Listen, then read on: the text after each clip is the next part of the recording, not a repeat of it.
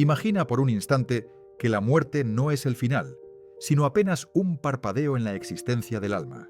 Que los recuerdos no se borran con el último aliento, sino que viajan a través del tiempo, esperando el momento preciso para emerger de nuevo. En el año 1957, en una tranquila calle de Inglaterra, dos niñas pequeñas caminaban de la mano hacia la escuela. Lo que sus padres no sabían era que esa tragedia desgarradora era solo el comienzo de algo que desafiaría las leyes más fundamentales de la ciencia y la razón. 18 meses después, en el mismo hogar donde el silencio había reemplazado la risa infantil, nacieron dos gemelas idénticas. Pero había algo distinto en ellas, algo que helaba la sangre de quienes las observaban con atención. Marcas de nacimiento en lugares imposibles, miedos que no tenían origen, palabras que describían lugares que nunca habían visto. Las pequeñas Jennifer y Gillian Pollock no solo habían llegado al mundo, parecían haber regresado a él. Sus ojos, aún sin cumplir los 3 años, guardaban el peso de una memoria que no les pertenecía. O quizás sí, la familia Pollock se convirtió en el epicentro de un fenómeno que atraería a los investigadores más prominentes del siglo XX. Médicos, psicólogos, parapsicólogos y escépticos cruzarían el umbral de su hogar, buscando respuestas a la pregunta más antigua de la humanidad. ¿Existe algo más allá de la muerte? Lo que encontraron no fueron respuestas simples, sino un caso tan documentado, tan meticulosamente registrado, que permanece hasta hoy como uno de los enigmas más perturbadores de la historia moderna. Una ventana abierta hacia lo desconocido, donde la ciencia se detiene y el misterio comienza. El 5 de mayo de 1957 amaneció como cualquier otro día en Hexham, un antiguo pueblo del norte de Inglaterra, donde las piedras romanas aún respiraban historias de legiones olvidadas. Las calles empedradas guardaban siglos de pasos, de risas, de despedidas que nunca imaginaron ser las últimas. John y Florence Pollock se despertaron esa mañana sin saber que el universo estaba a punto de quebrar su realidad en pedazos imposibles de recomponer. Sus dos hijas, Joanna de 11 años y Jacqueline de 6, se preparaban para ir a la iglesia, ajenas al destino que las esperaba a solo metros de su hogar. La luz del domingo se filtraba tímida entre las nubes grises típicas de Northumberland, creando sombras alargadas sobre los muros de piedra que habían visto pasar generaciones enteras. Joanna, la mayor, era una niña de mirada profunda y sensibilidad casi adulta, con una madurez que sorprendía a quienes la conocían. Jacqueline, por su parte, era pura energía contenida en un cuerpo pequeño, con una risa que llenaba cada rincón de la casa de los Pollock. Las dos hermanas compartían un vínculo que iba más allá de la sangre, una conexión invisible que las hacía complementarias, como dos mitades de una misma alma dividida al nacer. A las 9 de la mañana, las niñas salieron de casa tomadas de la mano, sus zapatos dominicales repiqueteando sobre el pavimento húmedo. Florence las vio alejarse desde la ventana, sin imaginar que esa imagen quedaría congelada en su memoria para siempre, como una fotografía quemada en el tejido mismo de su conciencia. Las pequeñas caminaban junto a su amiga Anthony, un niño del vecindario que también se dirigía a los oficios religiosos. El aire olía a tierra mojada y a las flores que comenzaban a despertar después del invierno, ajenas al horror que estaba a punto de desencadenarse. Marjorie Wynne había perdido el control de su vida mucho antes de perder el control de su automóvil esa mañana. Sumida en una depresión profunda, había decidido que el mundo sería mejor sin ella, y en un acto de desesperación incomprensible, había tomado píldoras suficientes como para nunca despertar. Pero el destino tenía otros planes, planes crueles y retorcidos que nadie podría haber anticipado. En lugar de quedarse dormida en la paz de su hogar, Wynne subió a su vehículo y comenzó a conducir sin rumbo, sus manos temblando sobre el volante, su mente nublada por la química de la desesperanza. El Vauxhall azul apareció en la esquina de Hencotes como un depredador mecánico emergiendo de la niebla. No hubo tiempo para gritos, apenas un instante congelado donde el mundo entero pareció detenerse antes del impacto. El automóvil montó la acera a velocidad letal, y en ese segundo eterno, 3 vidas inocentes fueron arrebatadas de la existencia. Joanna, Jacqueline y Anthony cayeron como marionetas a las que les hubieran cortado los hilos, sus cuerpos pequeños sin posibilidad alguna de resistir la fuerza brutal del metal contra la carne. El sonido del impacto resonó en las paredes de piedra antigua, un eco que parecía viajar no solo a través del espacio, sino del tiempo mismo. La noticia llegó a John Pollock como un puñal atravesando cada fibra de su ser. En cuestión de minutos, pasó de ser un padre de 2 niñas hermosas a ser un hombre que tendría que identificar los cuerpos destrozados de sus hijas en la morgue. Florence se derrumbó cuando escuchó las palabras, su grito de dolor tan primitivo y desgarrador que los vecinos dijeron haberlo sentido en el pecho, como si el sufrimiento de una madre pudiera atravesar las paredes y contagiar al mundo entero. El hogar que horas antes estaba lleno de vida y expectativas se transformó en un mausoleo silencioso, donde cada rincón gritaba la ausencia de aquellas risas que nunca más volverían a escucharse. Los días que siguieron fueron un borrón de funeral, lágrimas y la imposibilidad de procesar lo incomprensible. Hexham entera se vistió de luto, porque en pueblos pequeños las tragedias no son solo de una familia, sino de toda la comunidad. John Pollock era un hombre de fe profunda, católico devoto, que había criado a sus hijas en la creencia de un Dios benevolente y un universo con propósito. Pero ahora, frente a los ataúdes blancos de Joanna y Jacqueline, esa fe era puesta a prueba de maneras que ningún sermón había preparado. Florence, por su parte, se hundió en un silencio que asustaba más que cualquier llanto, sus ojos perdidos en un punto fijo del horizonte, buscando quizás alguna señal de que sus hijas seguían existiendo en algún lugar más allá del velo de la muerte. La noche del entierro, John se quedó despierto en la habitación vacía de las niñas, rodeado de muñecas que nunca más serían abrazadas y dibujos que nunca más serían completados. Las sábanas aún conservaban el aroma de sus hijas, esa mezcla de champú infantil y ese olor indefinible que solo tienen los niños, puro e inocente.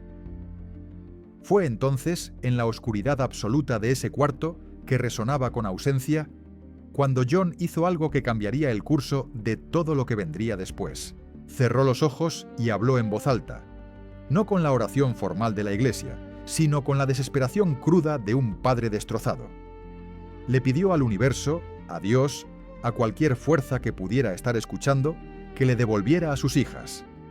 No importaba cómo, no importaba cuándo, solo necesitaba volver a verlas, volver a escuchar sus voces. Lo que John no sabía era que sus palabras estaban siendo escuchadas por algo mucho más antiguo y misterioso que cualquier deidad organizada. Algo que había existido desde antes de que el primer humano mirara al cielo buscando respuestas. Algo que tejía los hilos invisibles del destino con manos que nadie había visto jamás. En el silencio de aquella noche, mientras Hexham dormía inquieto bajo las estrellas indiferentes, se activó una cadena de eventos que desafiaría todo lo que la ciencia moderna creía saber sobre la naturaleza de la conciencia, la identidad y la frontera entre la vida y la muerte. Florence descubrió que estaba embarazada apenas 11 meses después del accidente. La noticia llegó con una mezcla de emociones imposibles de separar.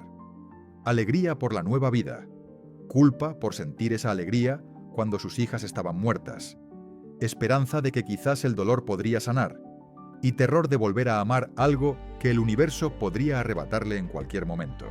John recibió la noticia con una calma extraña, casi mística, como si hubiera estado esperando exactamente eso. Había algo en sus ojos, una certeza inexplicable que Florence no terminaba de comprender. Cuando le preguntó qué pensaba, él simplemente sonrió y dijo algo que la dejó helada. Las niñas van a volver. El de octubre de 1958, exactamente 17 meses después de la tragedia, Florence dio a luz a gemelas idénticas.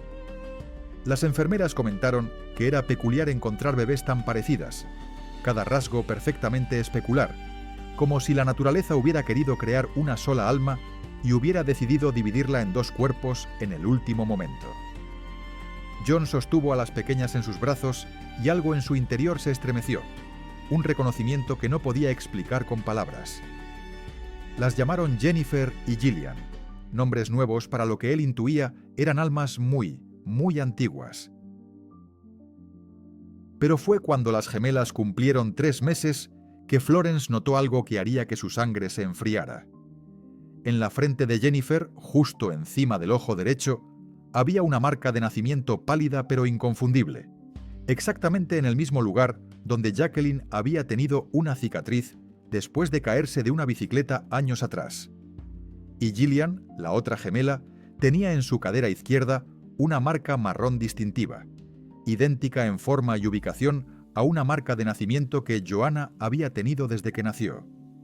Las probabilidades estadísticas de tal coincidencia eran astronómicamente bajas, tan imposibles que desafiaban toda lógica médica conocida. John miró a su esposa ese día y pronunció las palabras que darían inicio a uno de los casos más estudiados y controversiales de la parapsicología moderna. No eran coincidencias, le dijo con una convicción que provenía de algún lugar más profundo que la razón. Eran señales. Sus hijas habían regresado, tal como él había pedido en aquella noche oscura después del funeral. Florence quiso rechazar la idea, catalogarla como el delirio de un padre que no había procesado su duelo correctamente. Pero no pudo, porque en el fondo de su corazón de madre, en ese lugar donde la intuición habla más fuerte que la lógica, ella también lo sentía. Había algo familiar en esas bebés, algo que iba más allá de la genética y la casualidad. La casa de los Pollock volvió a llenarse de risas infantiles, pero ahora cada risa venía acompañada de una pregunta sin respuesta. Cada gesto de las gemelas era observado con una mezcla de amor y asombro casi científico. Y mientras Jennifer y Gillian crecían en ese hogar, cargado de historia y dolor redentor, el mundo exterior no tenía ni idea de que, en ese pequeño pueblo del norte de Inglaterra, estaba ocurriendo algo que cuestionaría los fundamentos mismos de lo que significa estar vivo, morir, y quizás, solo quizás, volver a empezar. Los primeros 2 años de vida de Jennifer y Gillian transcurrieron con la normalidad aparente de cualquier par de gemelas.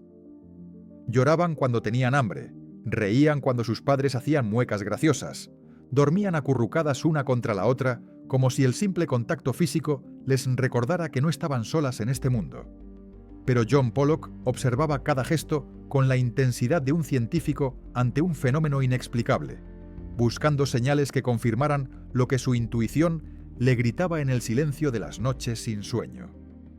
Florence, por su parte, oscilaba entre la esperanza y el miedo, preguntándose si estaba criando a sus hijas o si estaba presenciando el regreso de algo que la ciencia nunca había logrado explicar. Fue a los 3 años cuando las palabras comenzaron a fluir de las bocas de las gemelas con una claridad que helaba la sangre. No eran las típicas frases infantiles llenas de errores gramaticales y creatividad inocente, sino declaraciones precisas, cargadas de detalles que ninguna niña de esa edad debería conocer. Un día de invierno, mientras Florence preparaba el té en la cocina, Jennifer se acercó a la ventana y señaló hacia la escuela al final de la calle, un edificio que las gemelas nunca habían visitado. «Ahí es donde íbamos», dijo con una voz extrañamente nostálgica para una criatura tan pequeña. Gillian asintió desde su silla, como si esa declaración fuera la cosa más natural del mundo, y añadió que la señorita Thompson era su maestra favorita, un nombre que Florence no había mencionado en años, porque la señorita Thompson había sido efectivamente la maestra de Joanna. Los Pollock habían tomado la decisión consciente de no mudarse de Hexham después de la tragedia, a pesar de que cada esquina del pueblo les recordaba lo que habían perdido. Pero ahora esa decisión cobraba un significado completamente nuevo, porque las gemelas comenzaron a reconocer lugares que técnicamente nunca habían visto. Cuando la familia salió a caminar por primera vez desde que las niñas podían andar con seguridad, Jennifer y Gillian se detuvieron frente a un parque infantil específico y declararon que ese era su lugar especial, el mismo parque donde Joanna y Jacqueline habían pasado incontables tardes columpiándose hasta que el sol se ocultaba tras las colinas. Florence sintió que sus piernas se debilitaban, pero John simplemente apretó su mano y susurró que todo tenía sentido, que el universo estaba mostrándoles una verdad que la humanidad había olvidado hace mucho tiempo. Pero lo verdaderamente perturbador llegó cuando las gemelas comenzaron a jugar con juguetes que habían pertenecido a sus hermanas fallecidas. Florence había guardado todo en cajas en el ático, incapaz de deshacerse de aquellos objetos que aún olían a sus niñas perdidas. Un día, John bajó algunas de esas cajas sin decirle nada a su esposa, queriendo observar la reacción de Jennifer y Gillian ante objetos que no habían visto en esta vida. Las gemelas se abalanzaron sobre los juguetes con gritos de alegría que sonaban más a reencuentro que a descubrimiento. Jennifer tomó una muñeca específica entre docenas de otras y la abrazó contra su pecho, llamándola por el mismo nombre que Jacqueline le había puesto años atrás. Gillian, por su parte, ignoró todos los demás juguetes hasta encontrar un libro de cuentos rasgado en una esquina, el favorito de Joanna, y comenzó a recitar de memoria pasajes que supuestamente nunca había escuchado.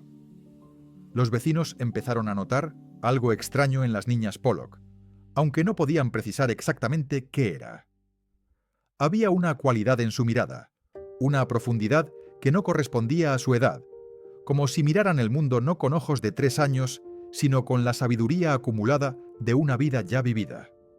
Las madres del vecindario comentaban en voz baja que las gemelas a veces hablaban entre ellas en un lenguaje que nadie más comprendía.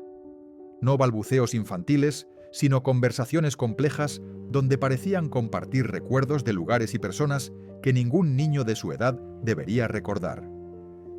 Algunos decían que era perturbador, otros que era fascinante, pero todos coincidían en que había algo diferente en esas niñas, algo que desafiaba las categorías normales de la experiencia humana. Pero nada preparó a los Pollock para lo que sucedió la tarde en que decidieron llevar a las gemelas al lugar exacto donde había ocurrido el accidente. Era una decisión arriesgada, casi cruel en opinión de algunos, pero John necesitaba saber hasta dónde llegaba este fenómeno imposible. Caminaron por la misma ruta que Joanna y Jacqueline habían tomado aquella mañana fatal de 1957, y cuando se acercaron a la esquina donde el Vauxhall azul había montado la acera, algo cambió en las gemelas. Jennifer se detuvo en seco, su carita pequeña perdiendo todo color, sus ojos fijos en un punto específico del pavimento, como si pudiera ver algo que los adultos no percibían. Gillian comenzó a temblar y retrocedió, buscando refugio detrás de las piernas de su madre, susurrando que no quería estar ahí, que ese lugar era malo, que el coche venía otra vez. Florence se arrodilló junto a sus hijas, el corazón latiéndole tan fuerte que podía escucharlo en sus oídos. Les preguntó con voz temblorosa qué recordaban de ese lugar, y lo que escuchó hizo que el mundo entero pareciera inclinarse sobre su eje. Jennifer habló primero, describiendo con detalles escalofriantes el color del automóvil, el sonido de los frenos fallando, la sensación de no poder moverse lo suficientemente rápido. Gillian completaba las frases de su hermana como si compartieran un único recuerdo dividido en 2 mentes, mencionando el nombre de Anthony, el niño que había muerto junto a ellas, un nombre que los Pollock nunca habían pronunciado delante de las gemelas por considerarlo demasiado doloroso de revivir. John sintió que algo se quebraba dentro de él, pero no era dolor lo que sentía, sino una extraña forma de alivio. Sus hijas no se habían ido realmente, habían encontrado la manera de regresar. Los miedos de las gemelas también eran inexplicables desde cualquier perspectiva convencional. Jennifer desarrolló un terror profundo a los automóviles, entrando en pánico cada vez que escuchaba un motor acelerarse cerca de ella, como si su cuerpo recordara un trauma que su mente consciente no había experimentado. Gillian tenía pesadillas recurrentes sobre un accidente, despertándose gritando que el coche venía, que tenía que correr, que no podía salvar a su hermana. Los psicólogos infantiles que Florence consultó en secreto, sin contarles la historia completa, declararon que se trataba de ansiedad infantil común, quizás alimentada por alguna historia que habían escuchado. Pero Florence sabía que eso no tenía sentido. Las niñas no habían estado expuestas a historias de accidentes, y sin embargo sus descripciones eran demasiado específicas, demasiado viscerales para ser producto de la imaginación. La comunidad de Hexham comenzó a dividirse en 2 bandos claramente definidos. Algunos creían firmemente en la reencarnación de Joanna y Jacqueline, citando las marcas de nacimiento idénticas y los recuerdos imposibles como prueba irrefutable de que la muerte no era el final. Otros consideraban todo el asunto como una mezcla peligrosa de duelo no procesado y coincidencia, argumentando que John Pollock había condicionado inconscientemente a sus hijas para que actuaran de manera que confirmara sus creencias religiosas sobre la vida después de la muerte. Las discusiones en los pubs del pueblo se volvían acaloradas, casi filosóficas, tocando preguntas que la humanidad había estado haciéndose desde que el primer ser humano enterró a su primer muerto y se preguntó a dónde había ido su esencia. Pero había detalles que ni los escépticos más acérrimos podían explicar fácilmente.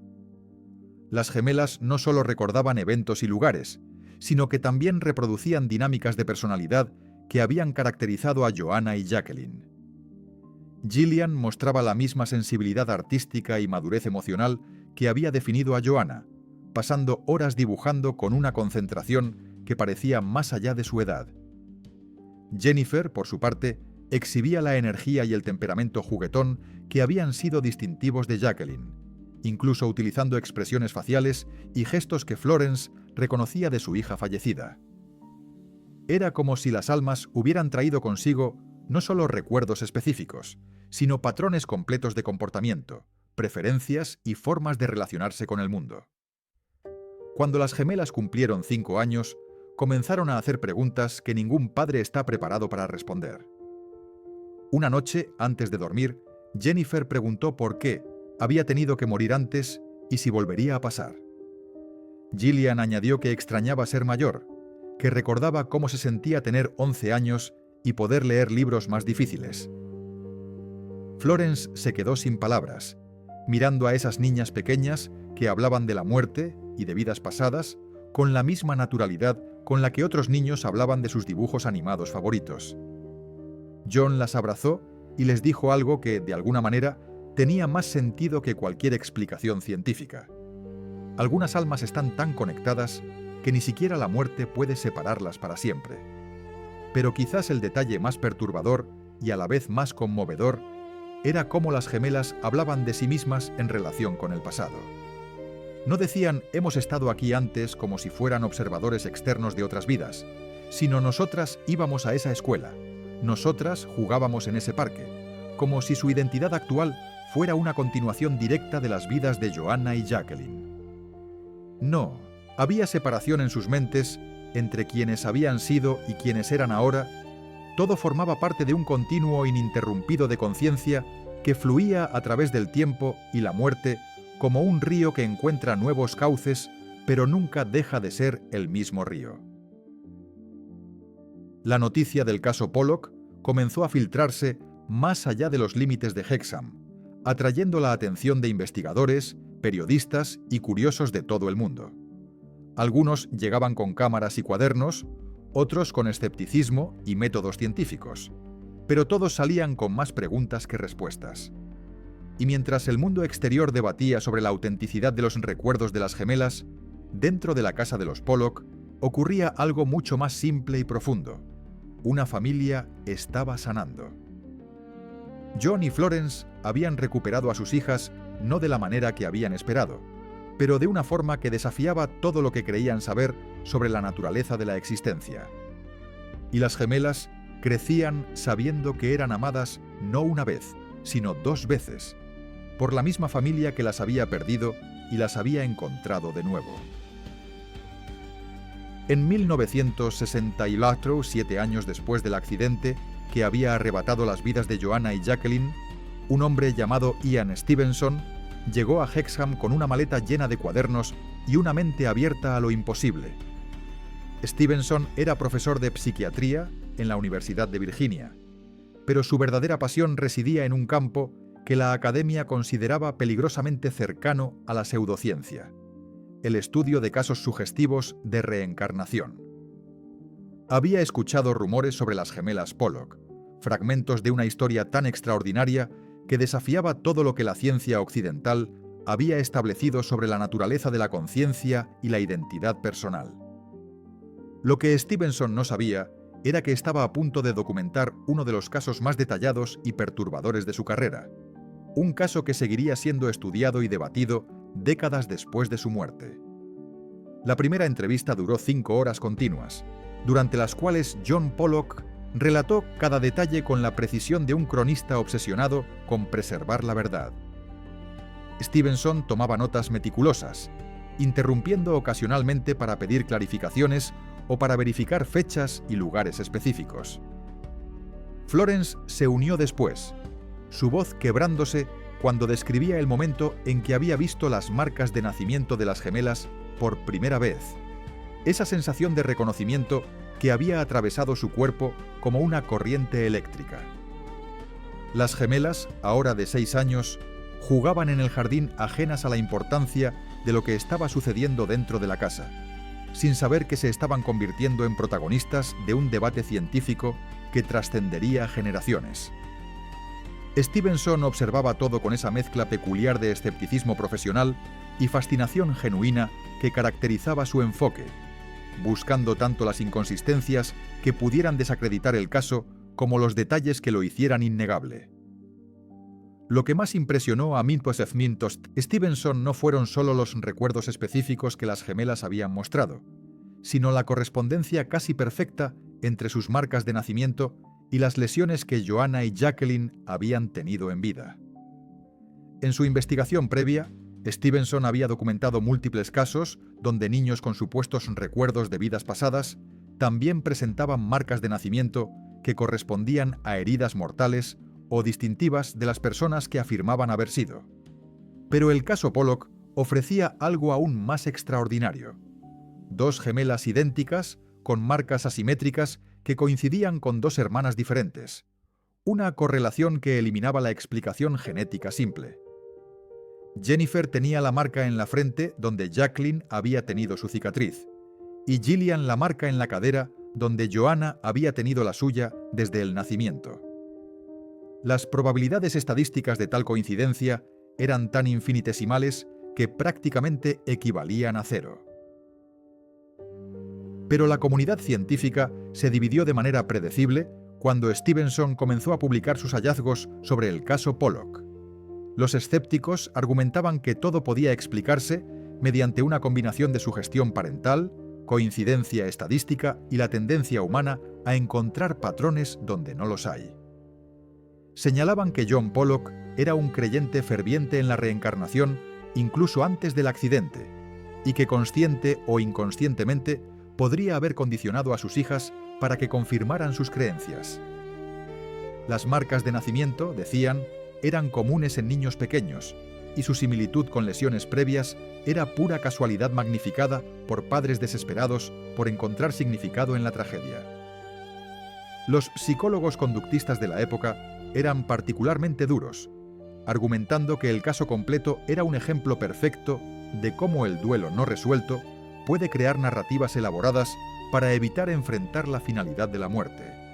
Sin embargo, los defensores del caso señalaban detalles que los escépticos no podían explicar fácilmente con sus teorías de condicionamiento parental. Las gemelas habían reconocido lugares específicos de Hexham antes de que nadie les dijera sus nombres o importancia. Habían mostrado miedos específicos al tráfico que no tenían correlación con ninguna experiencia traumática en sus vidas actuales. Sus personalidades reflejaban con precisión asombrosa las de Joanna y Jacqueline, no solo en rasgos generales, sino en detalles minuciosos de comportamiento y preferencias. Y quizás lo más convincente, muchos de los recuerdos más específicos habían emergido espontáneamente cuando las niñas eran demasiado pequeñas para haber sido influenciadas de manera significativa por narrativas parentales complejas.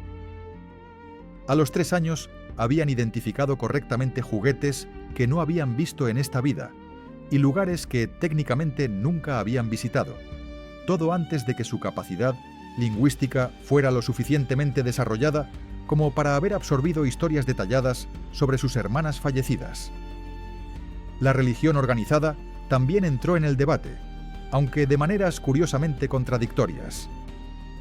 La Iglesia Católica, a la cual John Pollock pertenecía devotamente, mantenía una posición oficial de escepticismo hacia la reencarnación, considerándola incompatible con la doctrina cristiana de la resurrección del cuerpo y el juicio final.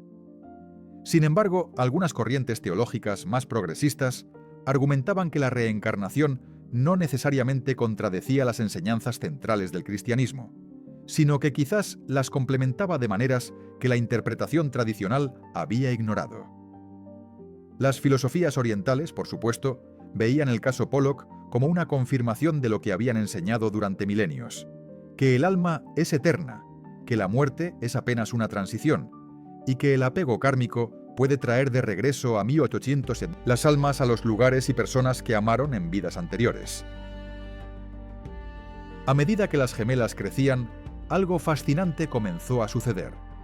Sus recuerdos de las vidas de Joanna y Jacqueline comenzaron a desvanecerse gradualmente.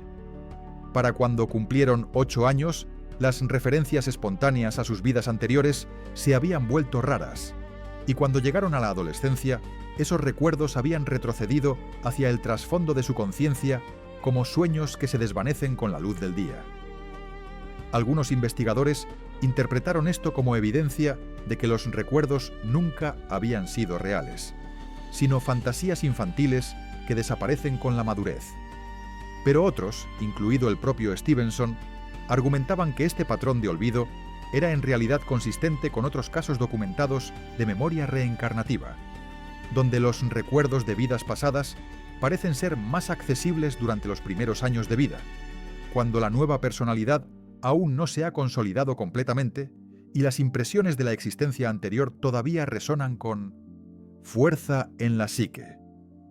Jennifer y Gillian crecieron hasta convertirse en mujeres adultas que vivieron vidas normales, trabajando en empleos convencionales, formando familias propias y raramente hablando públicamente sobre sus experiencias infantiles. En entrevistas posteriores, ambas admitieron que ya no tenían recuerdos claros de haber sido Joanna y Jacqueline, solo la vaga sensación de que en algún momento de su infancia temprana habían tenido acceso a memorias que ahora les parecían tan distantes como sueños olvidados. Pero también reconocían que ciertos lugares de Hexham les provocaban sensaciones inexplicables de familiaridad y nostalgia, como ecos de algo que una vez supieron, pero que ahora solo podían intuir. Era como si el tiempo hubiera construido un muro entre sus identidades actuales y aquellas vidas que sus padres juraban que habían recordado con tanta claridad. El caso Pollock sigue siendo, hasta el día de hoy, uno de los estudios de caso más citados en el campo de la investigación sobre reencarnación. Ha sido analizado, debatido, defendido y atacado por investigadores de todo el mundo, pero permanece fundamentalmente inexplicado desde el punto de vista de la ciencia convencional. No hay teoría materialista que pueda dar cuenta de todos los detalles del caso sin hacer suposiciones tan complejas que terminan siendo más improbables que la explicación reencarnativa misma. Y sin embargo, tampoco hay prueba definitiva que pueda satisfacer a los escépticos más rigurosos, porque en última instancia estamos hablando de fenómenos subjetivos, recuerdos, sensaciones, identidades que no pueden ser pesadas en una balanza ni medidas con instrumentos científicos.